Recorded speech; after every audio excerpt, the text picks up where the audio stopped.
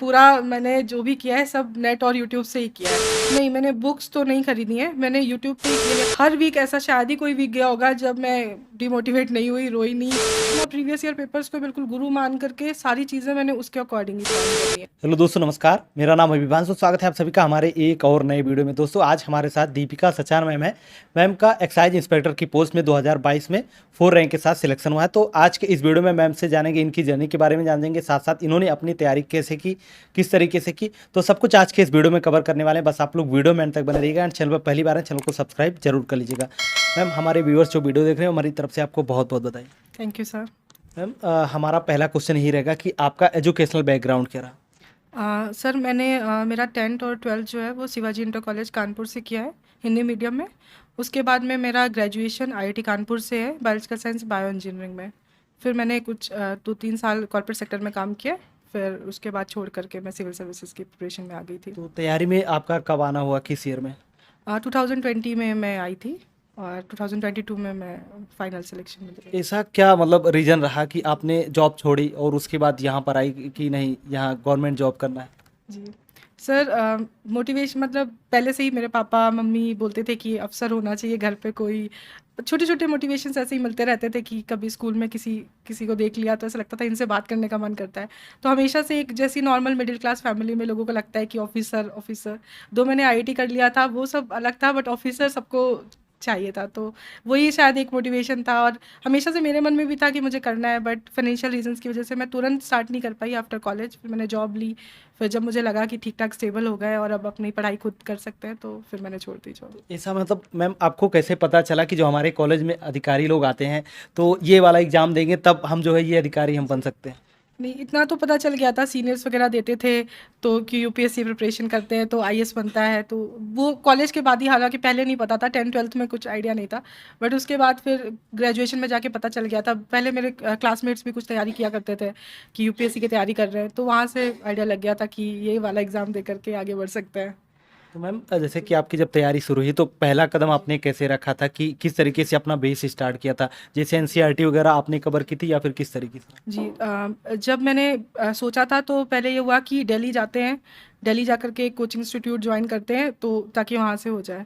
But मैंने join भी किया, मैं दिल्ली गई, पर मैं ज़्यादा दिन रुक नहीं पाई क्योंकि मेरे जाते ही फिर कोविड आ गया।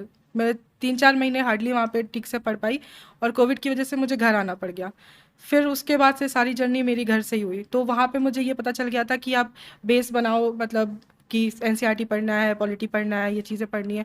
प्लस मेरे कुछ सीनियर्स थे पहले से, इसमें फ्रेंड थे जो थोड़ा बहुत मुझे बताते रहते थे कि आप ये बुक पढ़ सकते हो, ये पढ़ा जाता है, ये करते हैं, तो वहाँ से मुझे गाइडेंस मिली। आपने एनसीईआरटी किस तरीके से पढ़ी थी, मतलब कौन से सब्जेक्ट की पढ़ी थी और किस क्लास से लेकर किस क्लास तक पढ़ी थी? जी, मैंने सारी एनसीईआरटी नहीं पढ़ी थी, मैंने 11th और 12th की एनसीईआरटी पढ़ी थी।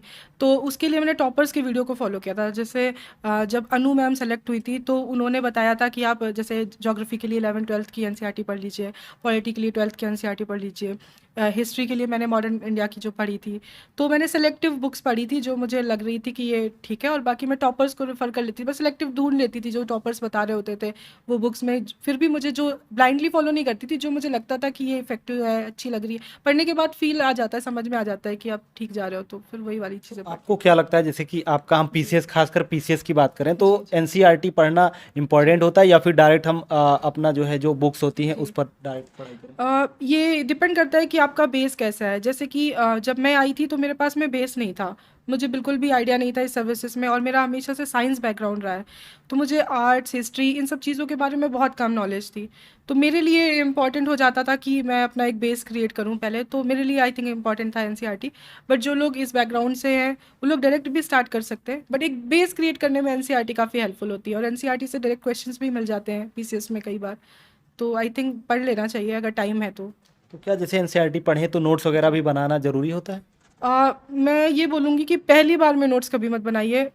मैंने तो जैसे नोट्स नहीं बनाए, मैं हाईलाइट कर लेती थी कि कभी दोबारा पढ़ती थी तो फिर वो हाईलाइट पोर्शंस, पर मैं नोट्स नहीं बनाती थी। मैं नोट्स बनाने बैठती थी तो मेरे से किताब ही वापस छप जाती है। ज़्यादातर मुझे ऐसा लगता है कि मैं ऑलमोस्ट सारी, मुझे लगता है ये भी इंपॉर्टेंट है, ये भी। तो पहली बार में तो कभी मत बनाऊँ, पहली बार में सब इंपॉर्टेंट लगता है। जब आप सेकेंड रीडिंग करो, अगर आपको नोट्स बनाने हैं तो आप सेकेंड रीडिंग के बाद ही नोट्स बनाइए। तो मैम जैसे कि हम बात करें कि आपने कहीं कोचिंग वगैरह नहीं ली थी, तो आप जब घर से तैयारी करने लगी वहाँ से दिल्ली से लौटने के बाद, जी। तो आपने किस तरीके से प्रीलिम्स की रणनीति बनाई थी और मतलब कहाँ से अपना योगदान लिया था कि नहीं यहाँ से हमें ये चीज़ें कवर करनी है जी। पढ़ना? मैंने प्रीलिम्स के लिए सबसे पहले मैंने सिलेबस देखा, और सेकंड उससे भी ज़्यादा जो इम्पोर्टेंट चीज़ मैंने देखी, प्रीवियस ईयर क्वेश्चन पेपर उठाए, उनको बिल्कुल एकदम बैठ करके अच्छे से एनालाइज किया कि पॉलिटी में कैसे क्वेश्चंस आ रहे हैं, आर्टिकल्स पूछे जा रहे हैं, ज्योग्राफी में कैसे क्वेश्चंस आ रहे हैं, करेंट्स, कैपिटल चीज़ें, मिनरल्स, करंट अफेयर्स में क्या फोकस हो रहा है। मतलब मैंने जितना भी था अपना प्रीवियस ईयर पेपर्स को बिल्कुल गुरु मान करके सारी चीज़ें मैंने उसके अकॉर्डिंग ही प्लान करी हैं। तो प्रीवियस ईयर पेपर्स जैसे जैसा मुझे गाइड करते गए, मैं वैसे वैसे यूट्यूब पे सर्च कर लेती थी कि important topics of this, important rivers, Indian reverse, ये वो, तो मैं सारी चीज़ें नेट पे, यूट्यूब पे, इनके थ्रू ही मैंने पूरा प्रीलिम्स का अपना निकाला है। तो आपकी जर्नी में यूट्यूब और नेट का कितना बड़ा योगदान रहा है? सबसे बड़ा ही योगदान है, पूरा मैंने जो भी किया है सब नेट और यूट्यूब से ही किया है। तो पूरा मतलब, और फ्री जो वीडियोस पड़े रहते हैं चैनल्स में, जैसे कि यूपीएससी हिंदी के हो गए, स्टडी फॉर सिविल सर्विसेज के हो गए, एएस यूपीएससी वंदना मैम के भी कुछ वीडियोस पड़े रहते हैं, जो कुछ भी पड़ा रहता है। और उसमें भी आप सेलेक्ट कर लो कि आपको, जैसे देखने के 2-3 बार देखने के बाद पता चल जाता है कि आपके लिए काम का आ रहा है कि नहीं आ रहा है, तो आप बस वो देखो और उसके बाद में फॉलो कर लो। तो पर्टिकुलर यही चैनल्स वगैरह फॉलो करती थी या फिर आपको जो अपडेट लेनी होती थी तो वो आप वैसे रैंडम यूट्यूब पर सर्च करती थी या फिर गूगल पर? अगर जैसे मुझे करंट अफेयर्स है तो मेरे को दिख जाता था कि जैसे सर की कुछ video, study for civil services के लिए फ्री इनिशिएटिव आता है उनका, स्पेशली जो मैं बोलूँगी मंथली करंट अफेयर्स आता है, तो मैं मंथली तो करंट अफेयर्स वहाँ से पढ़ लेती थी। तो मंथली करंट अफेयर्स से कई सारी चीज़ें मेरी कवर हो जाती थी। इसके अलावा जो टॉपिक सर्च कर, एल निनो हो गया, ला निना हो गया, जो भी चीज़ें जो मुझे नहीं आती थी, या मृणाल सर की वीडियोज़ इकोनॉमी के लिए पर्टिकुलर मैंने वहाँ से देखे, जो भी चीज़ें होती थी कुछ चीज़ें मैं सर्च करके देख लेती थी, कुछ मुझे चैनल्स पे पता चल जाता था कि ये चीज़ इधर से अच्छी है, मतलब अलग अलग टुकड़ों से जहाँ से मुझे जो चीज़ें अच्छी लगती थी, मिल जाती थी, मैं वहाँ से पढ़ लेती थी और उनको एक प्लेलिस्ट क्रिएट कर लेती थी, और जो इंपॉर्टेंट या अच्छे वीडियोस लगते थे उनको मैं वहाँ पे स्टोर कर लेती थी फर्दर रेफरेंस के लिए बाद में।